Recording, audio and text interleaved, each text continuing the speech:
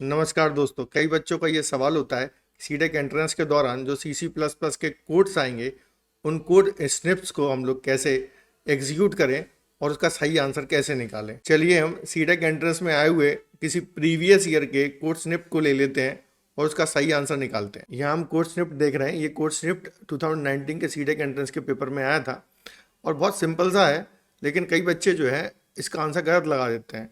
चलिए मैं आपको समझाता हूँ किसी भी कोड स्निप्ट के लिए आपको कैसे उसके बारे में सोचना है और कैसे एक सही आंसर निकले। इस कोड में हमें वेरिएबल एक्स की वैल्यू निकालनी है, जहां पर हमें लॉजिकल और ऑपरेशन परफॉर्म करना है। अगर आपको सी सी प्लस प्लस में इसका आंसर निकालना है तो आपको सी सी प्लस प्लस के अकॉर्डिंगली लॉजिकल और ऑपरेटर का रूल पता होना चाहिए। इसका आंसर निकालने से पहले हम लॉजिकल और ऑपरेटर को रिवाइज कर लेते हैं। लॉजिकल और ऑपरेटर का यूज दो कंडीशंस को मिलाकर एक कंपोजिट कंडीशन बनाने के लिए किया जाता है।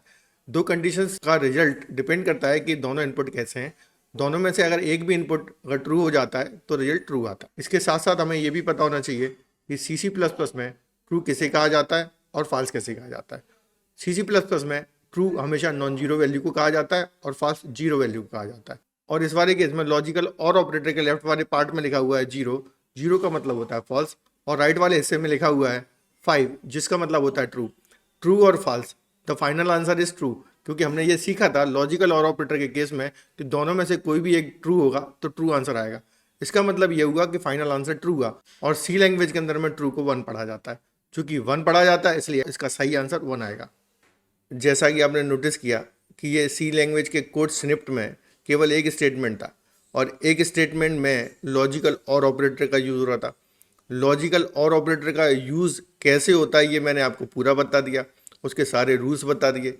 जब रूल्स आपको जानकारी में आ गए तब उसका आपने आंसर निकाल लिया। ऐसे ही सी सी प्लस प्लस में 1000 से ज़्यादा रूल्स होते हैं। C C plus plus data structure के किसी भी कोड स्निप्ट को सॉल्व करने के लिए आपको एक गहरी नॉलेज होनी चाहिए।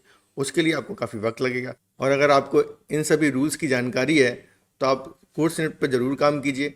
लेकिन अगर आपके पास समय कम है और आपको ये रूल्स भी नहीं पता तो ऐसे में आप aptitude, reasoning, English, computer fundamental के साथ साथ सेक्शन बी में उन टॉपिक्स पे काम कीजिए जो थ्योरेटिकल होते हैं, जिससे आपका सीटेक एंट्रेंस का एग्ज़ाम निकल जाएगा। और एक बार एग्ज़ाम निकल गया तो सीटेक में जाने से पहले आपको लगभग 1.5 महीने का समय मिल जाएगा।